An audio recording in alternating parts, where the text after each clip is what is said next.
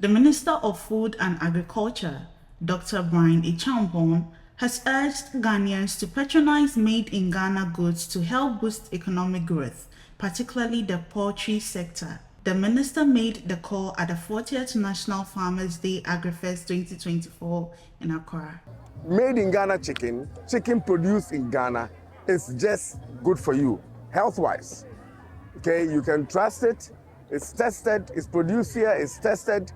We give the right dosage of vaccines. We give the right feed, and then the chicken is also not. Let me put it this way: you don't have a lot of additives that helps you store it for years. So if you compare the made-in-Ghana fresh chicken to the one that is imported, which is 5, 6, and sometimes 10, 15 years old, you realize that the quality of the Ghanaian chicken is there, strong for all of us. So I do recommend Ghanaians to switch to made-in-Ghana chicken. For now, the price is just about 5-10 cedis difference between the made-in-Ghana chicken and the imported chicken. But over time, when we scale up, we should be able to reduce the price. But if you look at the health benefits of consuming made-in-Ghana chicken, the price is just a token. So Ghanaians should switch their attention to chicken that is produced here. We are producing enough for now. We are not producing enough to meet demand, but at least the ones that we are producing, we want Ghanaians to focus on it and then allow us to be able to scale up. He says producing enough would help prevent importation of poultry. The only thing that we can do is to produce enough to meet the demand. If we are producing, if the demand is not there, that is when the import will fill the gap. But if you are producing enough, there will be no need for imports. So if we produce enough chicken for the market, people will just not import chicken. It's a function of demand and supply, and when the demand is there and there's no supply, people will want to import to bridge the gap. Agrifest is organized by the Ministry of Food and Agriculture in partnership with the West African Food System Resilience Program.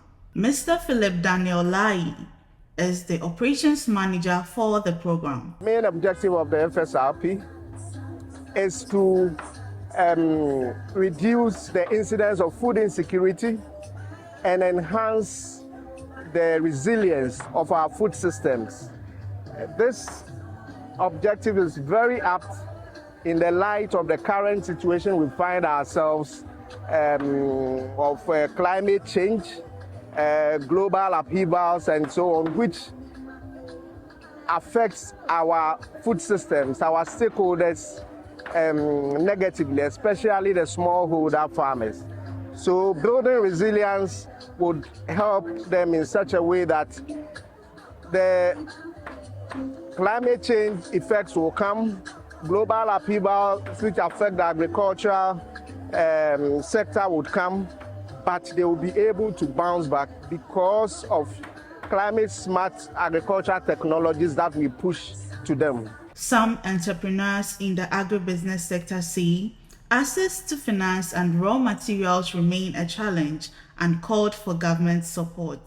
For everything to be cheap in Ghana is food. Once food is cheap, everybody becomes less relaxed. But when we are buying food and it's expensive, and you don't know, you cannot do without food, it makes life very difficult. That's how come everybody starts to feel that difficulty in life.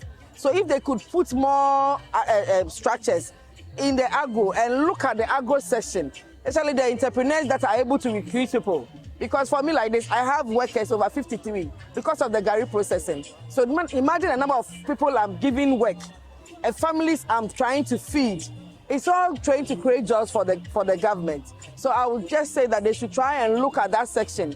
Women empowerment, people, those who are trying to recruit jobs, and help them with funds to make their work sustainable.